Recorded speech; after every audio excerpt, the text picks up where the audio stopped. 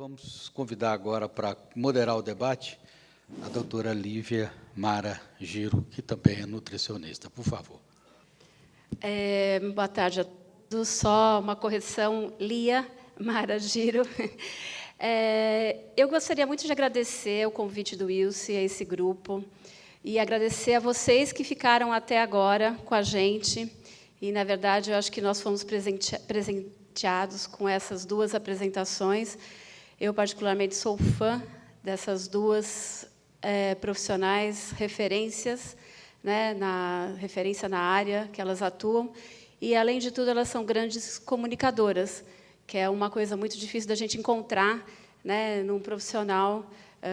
Eu acho que elas uniram bem a parte técnica com a comunicação. E eu vou aproveitar, antes de me sentar com elas, explicar que eu também estou com a camiseta, hashtag Sigam o Nutricionista, e rapidamente eu vou explicar o que significa essa campanha do CRN3. Justamente, nós temos um grupo no CRN3, eu vou até ler o nome, né? Nós somos membro da Câmara Técnica de Comunicação e Marketing do Conselho Regional de Nutrição, de Nutricionistas Terceira Região, onde, para facilitar o que é publicado nas redes sociais e na mídia de um modo geral, o CRN resolveu, junto com um grupo de nutricionistas, criar essa campanha onde a gente convida os nutricionistas para, ao final de cada publicação, colocar essa hashtag, que ajuda muito o leitor a identificar se a publicação foi feita por um profissional habilitado ou não. Tá? Então, esse é um início, e a gente convida os nutricionistas e já dá essa dica para os jornalistas, para a população de um modo geral, para identificar. E eu vou trazer, antes de começar a antes de começar o debate, liberar para as perguntas, eu vou trazer algumas perguntas que foram feitas ao longo do dia aqui por algumas pessoas. Então, eu vou trazer essas perguntas para vocês, Lara e Fabiana. Como o nutricionista deve agir ao ler ou ouvir uma matéria feita por um outro colega quando ele não estiver de acordo com o que foi publicado? Quando ele não estiver de acordo, bom, ele pode fazer várias coisas. Ele pode escrever na postagem, por exemplo, quando ele não estiver de acordo. Não estar de acordo é muito amplo, mas digamos que eu não esteja de acordo com um colega que fez uma postagem tecnicamente equivocada, e que essa postagem tecnicamente equivocada pode trazer um dano ao leitor, um dano à sociedade. Ora, todos os profissionais da área da saúde devem estar obrigatoriamente inscritos nos seus conselhos de classe. Se eu leio uma postagem tecnicamente equivocada e que pode trazer dano ao indivíduo ou à população, isso merece uma comunicação formalizada ao conselho de classe. Então, se for um médico, vai enviar para o Conselho Regional de Medicina, se for um nutricionista, para o Conselho Regional de Nutricionistas, e assim por diante. Foi bom você ter feito essa pergunta, porque a mídia social, uma delas, o Facebook, por exemplo, tornou-se um diário matinal, né, de trocas de mazelas e de indiretas e de saudações, como se fôssemos todos Poliana menina. Bom dia. Para você que me queria ver mal, estou aqui. É o tipo de indireta mais bonitinha que tenho, né? Você imagina a pessoa lendo aquilo. E quando você vê um profissional que no Facebook, por exemplo, no Insta, posta algo equivocado, né, eu costumo dizer que, para a má informação, a obscuridade é o melhor caminho. Eu não dou publicidade, eu não publicizo a má informação, porque eu não quero ser corresponsável com a divulgação de uma informação equivocada. Então, eu informo o conselho de classe. Agora, mera discordância não quer dizer que se trata de uma informação técnica equivocada e errônea. Não sei se eu fui clara. Acho que vale também tentar o contato com esse profissional. A gente tem os meios de contato também. Se a gente tiver acesso ao profissional, a gente pode conversar com ele e tentar expor o nosso ponto de vista também. Acho que isso vale, né? São 2 profissionais, 2 técnicos ou 2 especialistas em alguma área que estão falando sobre um assunto determinado. Eu acho que vale muito a pena tentar conversar com um profissional também, né? Porque muitas vezes a gente pode, inclusive, ter um esclarecimento maior do que levou a pessoa a escrever aquilo, e muitas vezes a pessoa pode mudar a opinião dela quando a gente apresentar respaldo para a nossa opinião. Então, vale a pena conversar também. Vale a pena, em alguns casos extremos, conversar com o conselho, né, fazer uma denúncia. Isso é importante, porque, como a Fabiana já disse, existem bons e maus profissionais em qualquer área de atuação. Infelizmente, isso acontece, né? Mas eu acho que o contato de profissional para profissional também é muito importante. Uma informação dada no grupo anterior, com relação aos jornalistas analisarem os artigos científicos, eu queria te perguntar, Lara, como que um jornalista pode analisar criticamente um artigo científico? E, complementando, como que ele pode se assegurar de estar escolhendo o profissional mais adequado para aquela pauta? Quem vai analisar o artigo científico é o profissional da área de saúde, né? É o nutricionista, é o médico, dependendo da área que for abordada, né? Não é o jornalista. O jornalista vai contar com o respaldo de um profissional de confiança.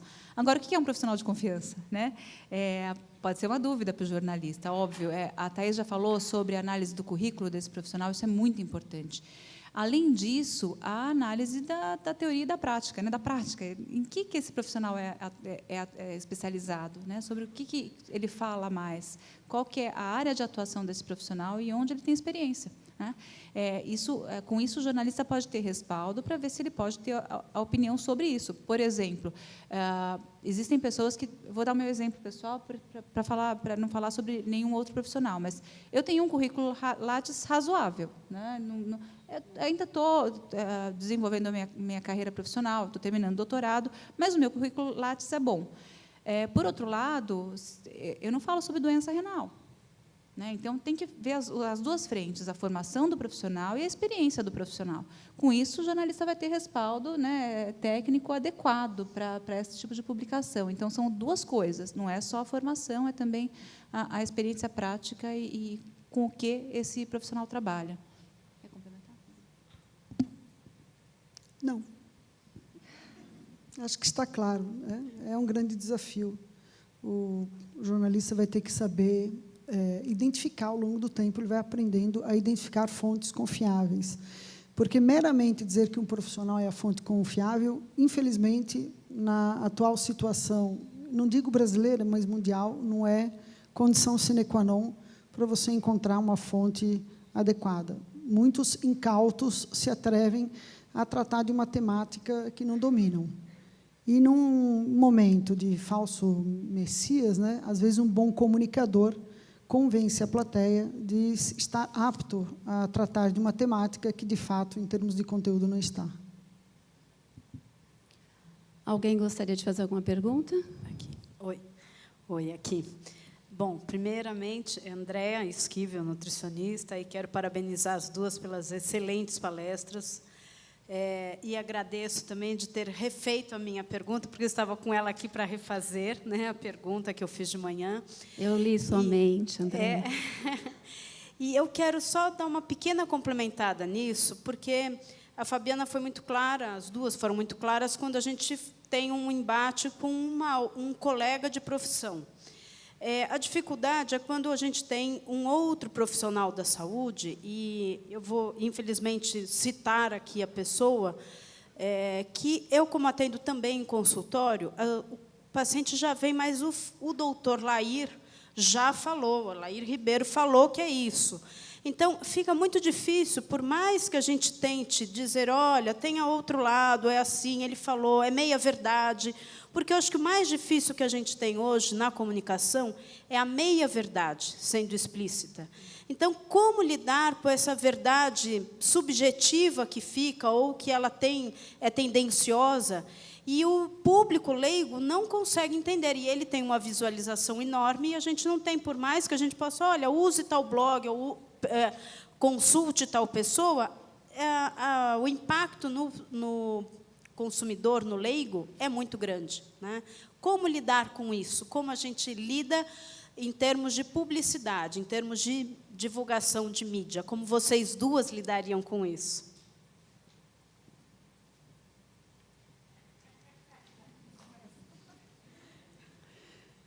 A treva é um bom lugar para o equívoco.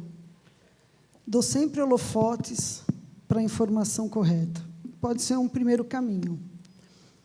Saudoso professor Dirceu Viseu, da Faculdade de Ciências Farmacêuticas da USP, um físico de notório saber, um dia me encontrou no laboratório, tarde da noite, e disse para mim, Fabiana, publicação não é tudo. Eu falei, não, doutor Dirceu. Ele, não. Citação não é tudo. Não, doutor Dirceu. Ele falou, não. Mas isso não são métricas de avaliação, doutor Viseu? Doutor Dirceu, se eu publico muito e sou muito citada, então eu não sou boa? Ele me disse, olha, minha jovem, vocês percebem que faz tempo que ele disse isso. Eu era jovem e ele era vivo. Há um caso de um físico famoso que fez um postulado muito equivocado e que passou durante alguns anos, na década de 80 ou 90, não me recordo, sendo muitíssimo citado como referência de como não fazer. E aí, ele ficou muito famoso porque ele teve mais alto índice de citação, justamente citado por não fazer. É como quem sai no jornal. Você viu que a Fabiana saiu no jornal? Mas se eu saio na coluna policial, isso depõe contra a minha situação, a não ser que eu seja vítima, espero que não seja, mas se eu fui o algoz, não depõe favoravelmente a minha pessoa. Então, colega Andréa, nós temos esse desafio. Primeiro, de aplaudir bons colegas. Dar luz aos colegas que produzem informação de qualidade. Fazer dos nossos canais individuais ou profissionais meios de divulgação de boa informação. Trabalhar com o aluno da graduação o respeito supremo a todos os profissionais da área da saúde, a importância do decoro profissional, a importância do ajuste de linguagem. Me consta que essa apresentação está sendo gravada, é correto? Doutora Flávia, está sendo gravada essa... Então, eu não vou contar. Porque a postagem usa... Não é necessário, eu vou usar a imaginação, a capacidade de abstração do adulto, diz que um conjunto de palavras, mesmo que não se diga que é cadeira, é capaz de formar na adjacência do seu cérebro a informação de que se trata de uma cadeira. Um profissional escreveu numa postagem do Face que, comendo muito brócolis e muito repolho, ao longo do dia você teria problemas com... enfim, é o problema do aquecimento global, a produção de gases. E usou um termo bastante direto para isso. E que, portanto, você deve tomar cuidado, né? Não fique comendo brócolis e repolho. Eu fico me perguntando o que aconteceu a essa criatura. Se foi um momento de abdução, se foi um relato que não devia ser publicado. Trata-se de um profissional da área da saúde, e quem lê pensa o quê? Bom, se ele é profissional da saúde e diz para não comer brócolis e repolho, então realmente não deve ser para comer. Por isso que eu tive aquele problema. É muito complicado isso, porque você diz, isso é uma bobagem, mas quando você atende um paciente que trabalha no escritório na Paulista e que o banheiro fica do lado do xerox, do lado da sala dele, e que todo mundo sabe a frequência que ele vai, o caminho, e você percebe que, ao longo da semana, ele relata uma série de transtorno gastrointestinal, você acha que o problema foi o brócolis ou o problema de como nós vivemos hoje? Fora aquelas pessoas que não usam o banheiro, só usam em casa. Onde você mora? Sorocaba. Muito bom, a saúde vai em dia. Então, assim... Laí Ribeiro é médico, e você pode fazer uma denúncia ao Conselho Regional de Medicina ou enviar para o Conselho Regional de Nutricionistas, que fará o devido encaminhamento. O que ocorre é que os processos apresentados no âmbito de processo disciplinar dos conselhos correm em sigilo. E a sociedade não fica sabendo isso que André está colocando de maneira correta. Os processos que correm sigilo e que não são divulgados nem quando finalizados.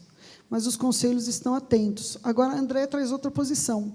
Como concorrer com o Lair Ribeiro midiático ou qualquer outro profissional midiático e que, na avaliação de muitos, pode estar completamente equivocado? É uma boa pergunta, né? É talvez não publicizando. Então, quando eu vejo colegas na mídia dizendo esse cara é muito ruim ou essa pessoa é muito ruim, nós tivemos uma situação, só para finalizar e não me alongar, semanas atrás, de uma blogueira, e todos os profissionais da saúde indignados com essa blogueira, e, no final da semana, a gente não sabia o nome de ninguém que tinha falado da blogueira, mas todos sabiam o nome da blogueira. Parabéns, todos prestaram um belo serviço de divulgação e de publicidade gratuita para a senhora blogueira, que consta com mais seguidores, mais acessos e mais conhecida. Então, na falta do que procurar, o meu nome é Fabiana Poltronelli e eu estou à disposição. Rosana. Eu sou Rosana Raeli, nutricionista, quero parabenizar as colegas. Uma coisa, só uma reflexão com ambas. O que eu estava conversando com a Lia aqui no paralelo, com as mídias digitais, falada, escrita, enfim, a gente observa que a coragem ficou aflorada, né? Então, antes, quando não existia, o máximo que era uma crítica paralela, ou então, poxa, esse profissional, com respeito, falou besteira. Mas acho que, antes de qualquer coisa, Fabiana, me corrija, ou então coloque também a sua posição, o respeito ao profissional frente a diferentes condutas, acho que tem que existir, como existem em outras categorias que a gente sabe, tanto é que a gente até brinca, você não vê médico falando de médico. Em contrapartida, você vê uma colega acabando com a outra, em alto e bom som, em um Facebook, um Instagram. Então, acho que nós temos o direito, sim, de ter a nossa opinião, temos o direito, sim, de ter a nossa crítica, o nosso posicionamento, mas eu vejo que tem um lado bom e um lado ruim dessa situação atual que nós vivemos. Ao mesmo tempo que pode ser uma notícia muito boa, você pode acabar com um profissional com uma carreira maravilhosa, que tem uma estrada maravilhosa, em 2, 3 minutos.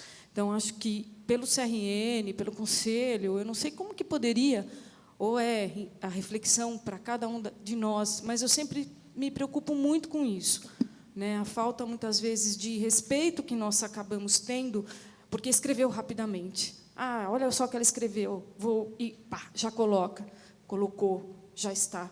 Vários já estão lendo, aquele nome já evidenciou, e isso, muitas vezes, denigre uma imagem que não era para ser daquela forma, né? Não estou defendendo ninguém, tampouco algum profissional, mas isso existe, a gente sabe disso, e cada vez a gente vê mais, né? Então, uma coisa é eu não concordar com a posição do meu colega, outra coisa é eu acabar com ele nessa posição, né? De uma forma rapidamente escrita, porque realmente nos deu essa coragem, de uma forma, você pega um celular, você filma, você abre a sua página no Facebook, no seu Instagram, etc., e você pode fazer isso. Então, não sei como que vocês veem essa situação, que me preocupa, assim, né? Que a gente tem o nosso nome a zelar, de qualquer maneira, né? Eu vou começar a responder, depois eu passo para a Fabiana. Eu passei por uma situação semelhante à situação que você está descrevendo, né? Ano passado, eu fiz um programa Bem-Estar sobre jejum intermitente para emagrecer. E aí você não pode falar num programa com milhões de pessoas assistindo que existe uma relação sobre comportamental, né, e de longo prazo, com métodos extremamente restritivos de alimentação. E eu sofri uma crítica muito pesada, né, porque a crítica foi exatamente o seguinte: ela não trabalha com jejum intermitente. Realmente, eu não trabalho com jejum intermitente, eu trabalho com comportamento, né? Eu estudo comportamento, a minha especialização é comportamento. E eu não sou a pessoa, por não trabalhar com jejum intermitente, adequada para falar sobre jejum. E eu aceitei essa pauta porque eu trabalho com comportamento, eu falei de comportamento. E aí, de repente, eu sofri algumas críticas bem pesadas, né? Você falou das redes sociais, né? As pessoas se expõem mais, as pessoas são muito mais agressivas pelas redes sociais, infelizmente, né? Então, eu sofri alguns xingamentos, como o caso que você descreveu anteriormente.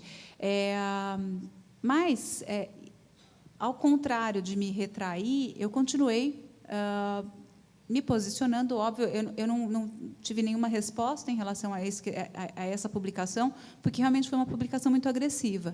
Mas eu me posicionei nas minhas redes sociais e continuei me expondo em televisão, rádio, jornal, com o meu respaldo científico. E pesquisei, e aí a minha curiosidade, né? Eu fui pesquisar o lattes dessas pessoas que fizeram essas críticas. E aí, quando eu pesquisei o lattes dessas pessoas, aí que eu falei, não, está tudo certo, eu vou continuar nessa minha linha, porque se fosse um pesquisador de alto nível que estivesse questionando o meu posicionamento, né, e a gente tem que ver uma coisa importante, não é só um posicionamento específico, a gente vai falar para milhões de pessoas. A gente não pode falar sobre uma coisa específica, a gente tem que falar o geral para a população, a gente tem que falar no todo, né? Então, um outro desafio foi um programa sobre fracionamento da alimentação. Fraciona ou não a alimentação? A gente ficou em cima do muro. Tem gente que fraciona, tem gente que não fraciona. Está tudo certo, né? Segue o seu caminho, segue o que for melhor para você. Então, a gente tem que pensar nisso. A gente está falando com muita gente, né? A gente não pode falar uma posição rígida, a gente não pode ter um posicionamento muito rígido. Isso é importante.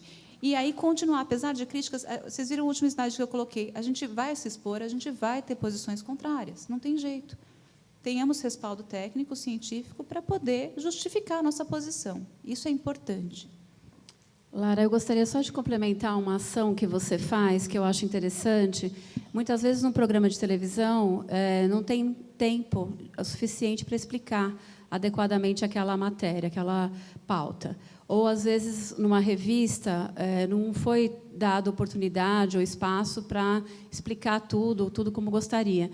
Para isso, nós devemos usar as nossas redes sociais, e a Lara faz isso muito bem, quando ela não tem oportunidade de falar o suficiente, por causa do tempo, na TV, ela complementa aquelas informações, e, no caso do jejum intermitente, ela fez isso, ela usou a rede social dela para complementar as informações. Então, essa eu acho que é a melhor forma de rebater qualquer crítica, né? Eu concordo plenamente com a Fabiana, com toda a permissão de concordar aqui, porque não dá holofote para as críticas, mas aumentar ainda mais a informação de qualidade para a população.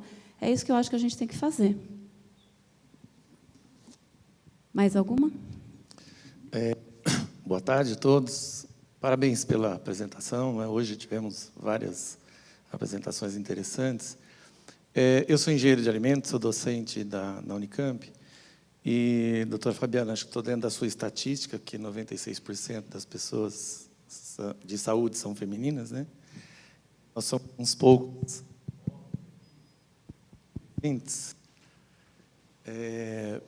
Mas eu tenho sentido uma coisa, eu não sei se é uma pergunta ou apenas a opinião de vocês.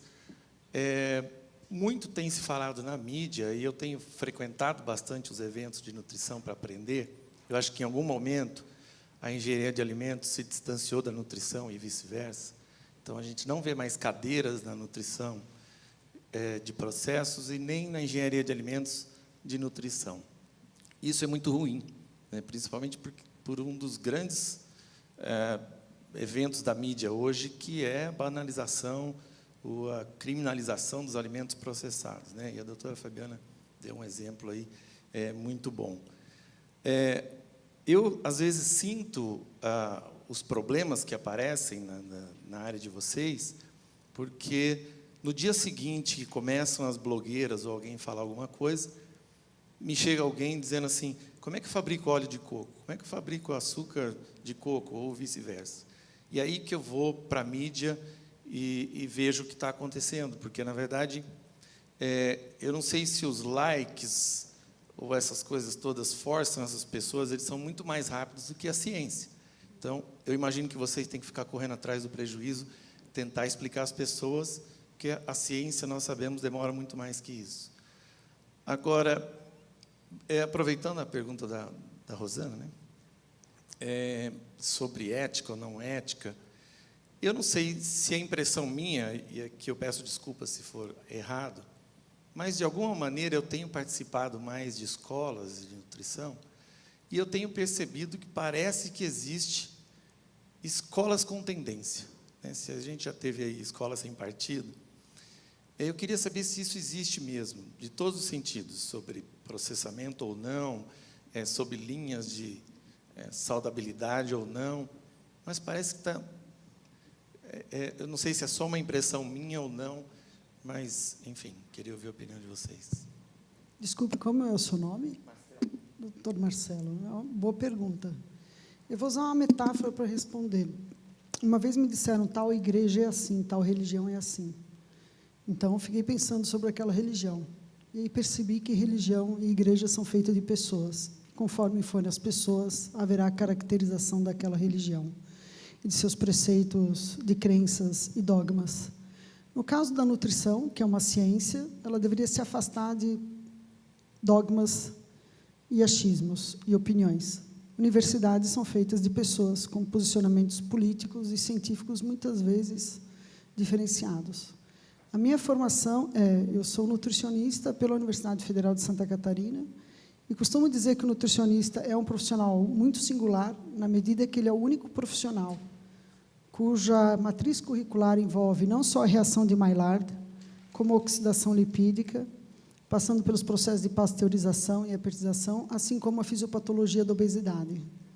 Me sinto, portanto, como doutor em ciência dos alimentos, confortável para dizer que, num planeta com mais de 6 bilhões de pessoas e num país com mais de 222 milhões de pessoas, 16 mil quilômetros de costa, com dimensões continentais, eu agradeço e posso ser punida por essa fala, mas eu não tenho conflito de interesse porque sou professora da Faculdade das Américas, portanto, meu compromisso é com a minha formação, de que eu agradeço pela indústria de alimentos providenciar a possibilidade que, nesta manhã, eu pude acordar sem ter que sair de casa e ordenhar, cortar lenha, alimentar os animais, colher, regar, que é a rotina que meus tios, que ficaram na roça, ainda o fazem por prazer e por proximidade ao campo.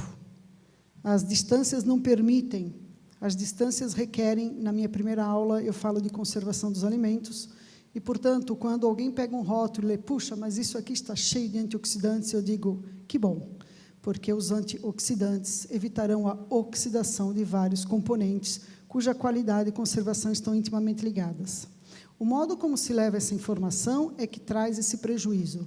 O guia alimentar usa uma denominação de ultraprocessado. Eu respeito todos os profissionais que participaram, trata-se de um guia alimentar brasileiro que merece todo o respeito. Mas, particularmente, como profissional da área de ciência dos alimentos, eu tenho uma particular resistência em usar o termo ultraprocessado, porque quem estuda processamento compreende a inadequação dessa denominação por conta de como se obtém os alimentos na indústria. De tal modo que quem sou eu para revigorar a discussão de ultraprocessados que está aí amplamente discutido, aceito e consagrado. Acho que o papel de um bom professor, como eu sou, é provocar nos meus alunos a capacidade de reflexão. Eu vou só terminar minha fala no seguinte: há conflito de interesses? Se você abre a diretriz da Sociedade Brasileira de Cardiologia, está muito bem organizada, e na 4ª ou 5ª página, salvo engano, há uma lista de profissionais entre médicos e nutricionistas e que declaram: recebi dinheiro de tal empresa para viajar, de tal empresa. Está declarado. Então, isso invalida a diretriz? Se todos declararam conflito de interesse? Eu estou fazendo um questionamento, uma pergunta que acho que tem a ver com o que o senhor coloca. Eu não sou contra o terrorismo nutricional. Eu vou passar o microfone, não quero me alongar, às vezes eu acabo sendo prolixa, porque no dia a dia da sala de aula é esse questionamento que me vem de um aluno que não tem a formação do senhor, que é uma formação muito boa, mas meu aluno está em formação, então ele fica equivocado. Afinal, e o que é comida de verdade? É complicado discutir comida de verdade. O Brasil saiu do mapa da fome em 2014, está prestes a voltar, e se você perguntar para uma criança com fome e der para ela um pacote de chulezitos e perguntar se aquilo é comida, ela vai comer. E aí você vai dizer o quê? Que aquilo não é comida de verdade? A comida, alimento, por definição de Anvisa, é qualquer substância líquido, pastosa ou sólida capaz de manter, contribuir, enfim, aquela definição que todos nós estudamos. Então, claro que no âmbito da saúde pública, nós sabemos que a ingestão de determinados tipos de alimentos associados a uma prática de hábito alimentar inadequada, falta de atividade física e todo o estresse a que nós estamos submetidos, é negativo. Mas a polarização é muito ruim. Nós vivemos um momento de polarização política nas últimas eleições catastrófico, onde se separa o bem do mal. E no alimento, essa polarização do bem e do mal, a gordura do bem é a gordura do mal, o alimento do bem é o alimento do mal. E eu fico em dúvida já, eu me sinto um demônio. E, então, eu sou o anti-herói da nutrição. E, às vezes, me pergunto que o fato de eu não adotar outros hábitos e não fazer atividade física é por causar um desconforto de ser um anti-herói na nutrição, de ser um anti-shape na nutrição, uma antinutricionista, se é que me entende no fundo. Então, eu falei e parece que eu não disse nada, mas é porque eu disse a você todas as minhas angústias. Eu não tenho resposta para a sua fala. A minha angústia é perceber que, quando nós nos distanciamos da bromatologia, da composição dos alimentos, da higiene, do controle de qualidade, das técnicas dietéticas, nós nos aproximamos do breu. Então, um bom profissional que trata alimentação e nutrição precisa compreender que, quando você pergunta é bom, e é bom para quê? É bom para quê? Esses dias eu li na revista, saiba para que é bom o gengibre. Bom para quê? É bom se você gosta, porque se não gosta, não vai ser bom. Ele precisa fazer parte do seu hábito alimentar. Enfim, eu me alonguei, mas passa por aí a discussão. Eu oportunizei meus contatos, fiquem à vontade para a gente poder discutir algumas coisas. Bom, a gente agradece o debate a vocês todos que ficaram aqui. Eu acho que o senhor Paulo vai encerrar. E obrigada mais uma vez pelo convite, pela oportunidade de estarmos aqui debatendo hoje. Muito obrigado aos palestrantes, aos posicionamentos, e a gente agradece a dedicação e o empenho que vocês tiveram, e, mais do que isso, a honestidade que vocês passaram para a gente. Muito obrigado. Não tem que falar muita coisa, não, só agradecer a presença de todos aqui. Foi um evento que nós aprendemos um pouquinho mais sobre a importância da comunicação, na divulgação da saúde, e é importante dizer que divulgar saúde não é a mesma coisa que divulgar esporte, lazer, música. Divulgar saúde é uma coisa bem mais séria, porque afeta o bem-estar das pessoas. Então, acho que nós aproveitamos bastante as informações que foram passadas, e agradeço a participação de vocês. Agora nós vamos descansar um pouquinho, que o dia foi bastante intenso. Professor. Pessoal, mais uma vez, obrigado pela presença de vocês. A sala não está totalmente completa, mas tem mais de 50% da ocupação, o que realmente é o que dá, digamos, a nota para nós de que vocês estiveram até aqui nesse momento, porque viram valor no nosso evento, não é porque não tinham nada para fazer, afinal das contas, as nossas agendas andam cheias demais, né? Eu espero que vocês tenham gostado de Inovar é Preciso. Eu acho que a gente já tem um nome para o próximo evento, Inovar é Sempre Preciso. E, falando em evento, um último convite bastante rápido.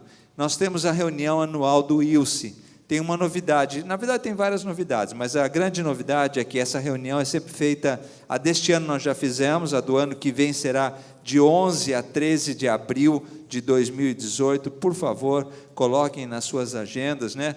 Mas a grande novidade é que nós vamos fazer aqui em São Paulo, é a primeira vez que nós vamos fazer aqui em São Paulo, não vamos sair para o interior, né, como a gente normalmente vai, ou foi para Águas de São Pedro, ou foi para Campos Jordão, ou foi para outros lugares que nós já fizemos o evento, será no Hotel Hilton, aqui em São Paulo, e o que é importante, nós vamos falar de ciência e alimentação na atualidade.